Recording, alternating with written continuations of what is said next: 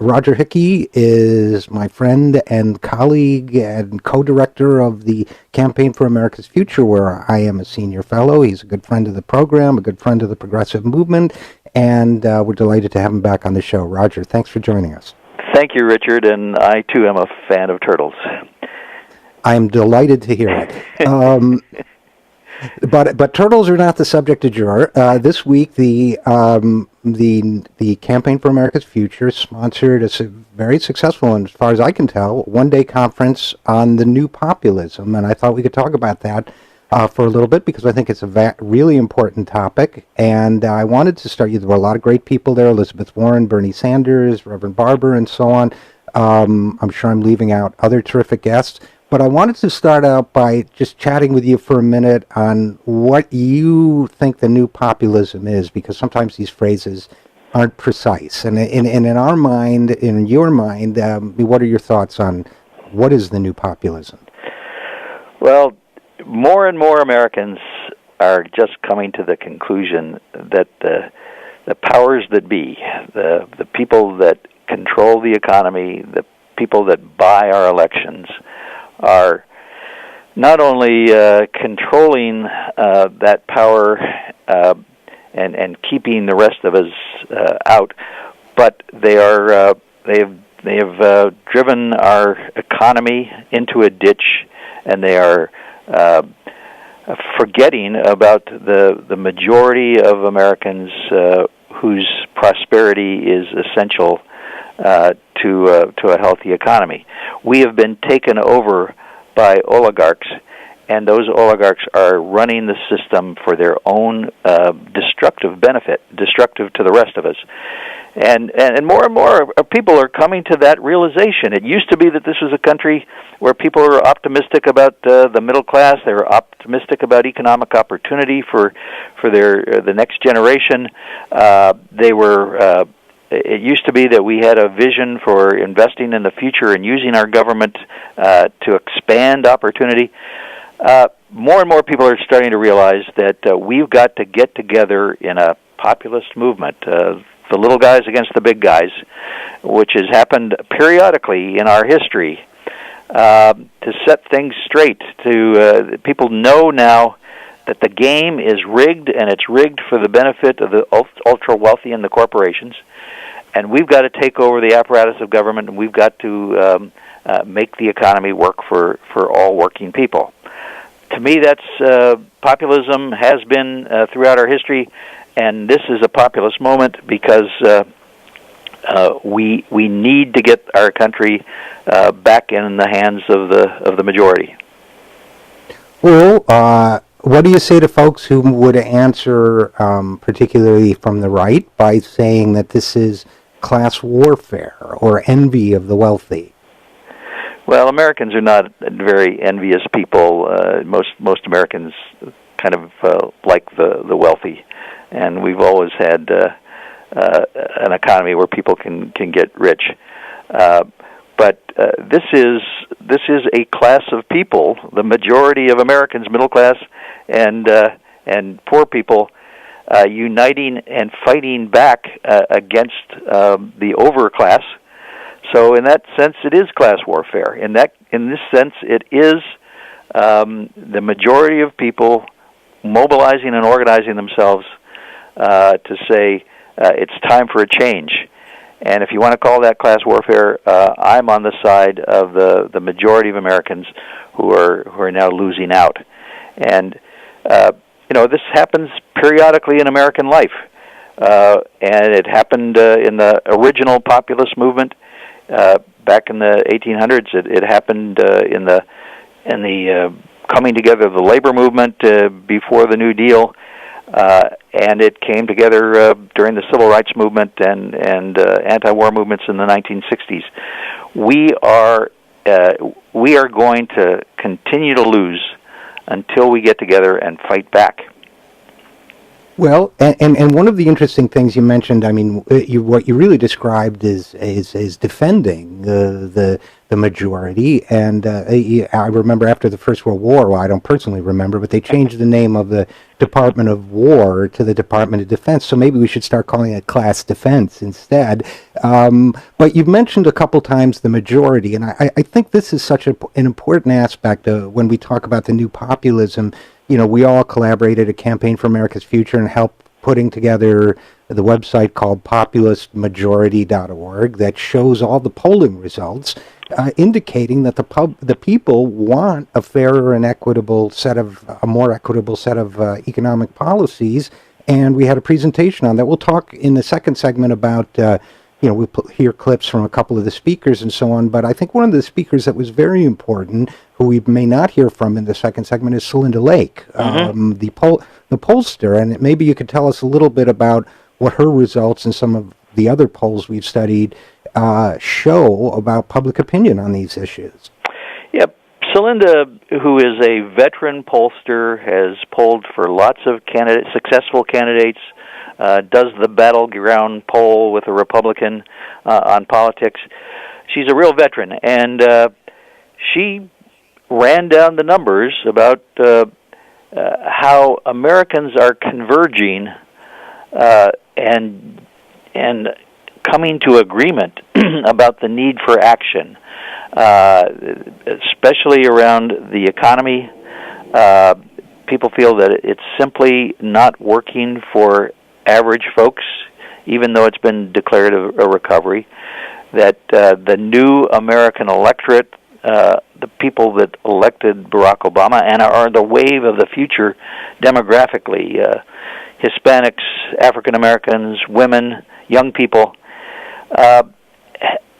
although they've felt their power once or twice in this new generation, they are incredibly disaffected and feeling like their economic situation requires drastic action in order to have an opportunity, have a chance in the economy. On issue after issue after issue, people are wanting the government to take aggressive action to redress the balance of power, to make the wealthy pay their fair share, to invest our resources in an expanding economic system, and the women's economic agenda really is going to take some action to assure that women are not only respected in their roles in society, but also in the economy. So she's not claiming that all of this has come together in a self-conscious movement yet. We're trying to encourage that to happen.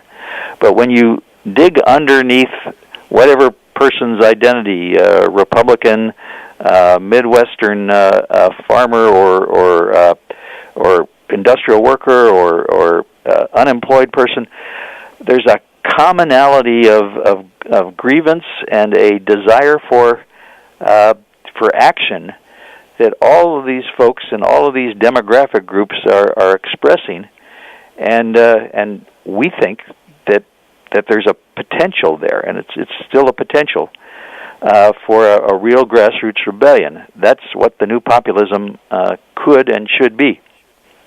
So in a sense, the idea of creating a phrase and a concept and ultimately a conference around the words new populism, if I'm reading you right, it's an attempt to catalyze a movement around a commonly held set of beliefs that a majority of Americans hold about what it takes to have a fair economy, to have a fair shot to get ahead, and so on. So and the polls seem to be clear on this. Now it seems the mission is recruiting more politicians like Senator Warren and Senator Sanders who will pick up this banner and run with it, right? Yeah, that's right. You know, there's lots of organizing going on around the country. The day that we met, fast food workers invaded the McDonald's shareholders meeting in Chicago. demanding a change in the wage policy and the living wage.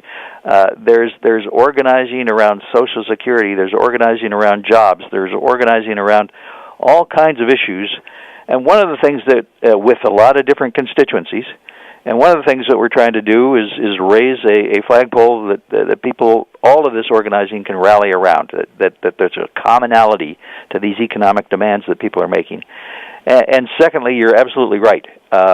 We've got to break through and let the politicians know that what they are stalemated about in Washington, the public really wants to break through that stalemate and get some action on economic issues, and it means electing a better class of politicians who are going to be responsive to this new movement as well. And I suppose persuading the ones that are on the fence that they won't, that whatever they might lose in corporate backing or whatever will be more than offset by the public approval for what they do. Roger, we're going to have to go to a break in a minute, but I'm really glad you mentioned the popular movements that are springing up around the country, because I think that, we don't, and I suspect you agree, that we don't move politicians in many cases until we have a popular movement, and movement building is a critical part of this. So in a way, I was wrong to jump too quickly to the politicians when we should have been talking about the people a little more. So thanks for that correction. And when we come back, if you can stick with us through the break and talk with us for a few more minutes, I'd love to play a couple clips from the conference and talk with you about what you thought of some of the key speakers at the get-together. Terrific, Richard. Great. Well, I really appreciate that. So we will be back with Roger Hickey, co-director of the Campaign for America's Future, to talk about the New Populism and the New Populism Conference and some of the great speakers there after these messages. Please stick with us. I'm Richard RJ Eskow, and this is The Zero Hour.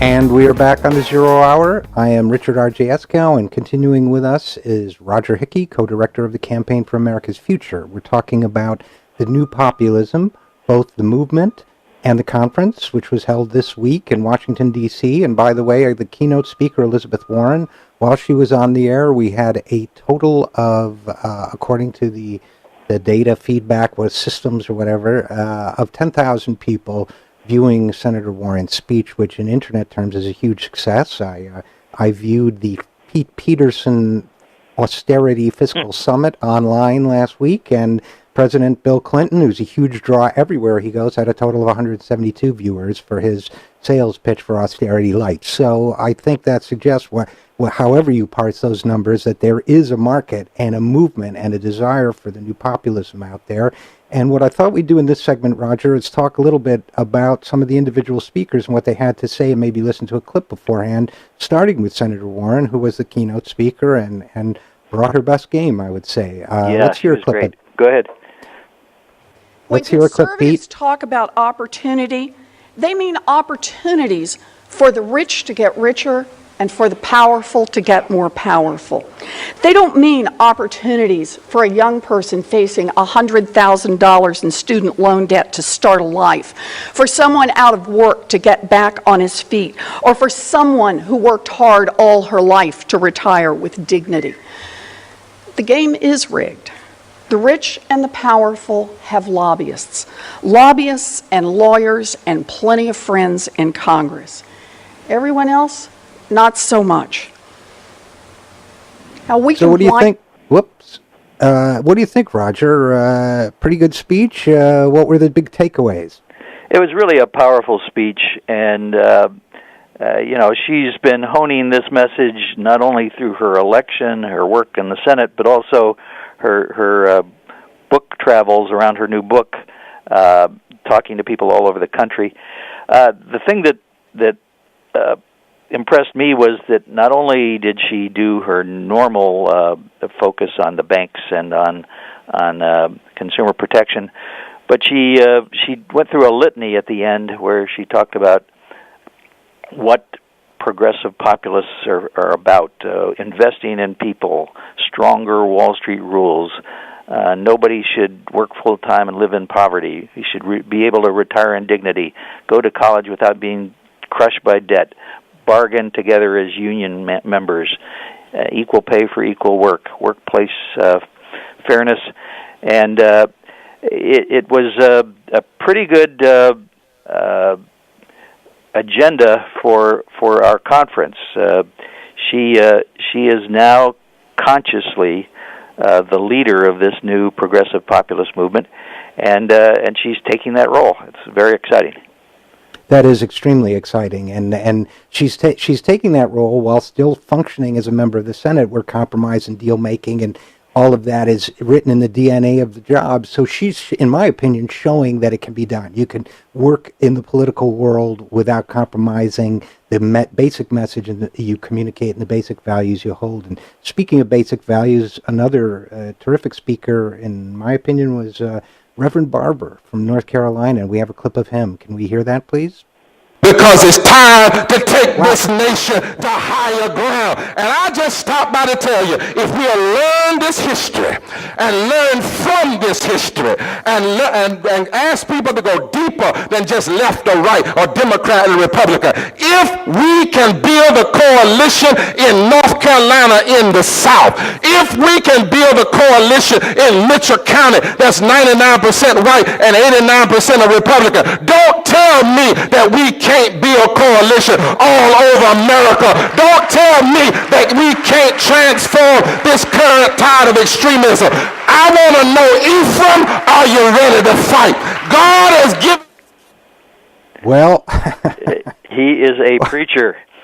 And I had the the honor to introduce him and tried to give people a reminder of not only what the right wing did in North Carolina when they took over, but how Reverend Barber, far-sighted as he was, started 7 years before that organizing what's become the Moral Mondays movement. He pulled together an amazing coalition of groups, knowing that they were going to be needed.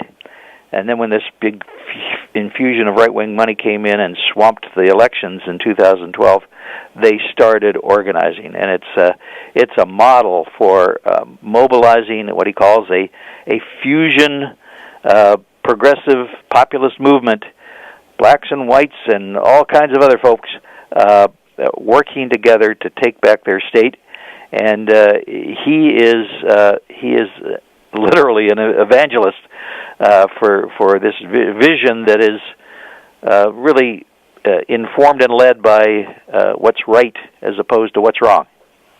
Well, and as you point out, he's not just an evangelist in his talk, but in his organizing. He's a great model for what can be done.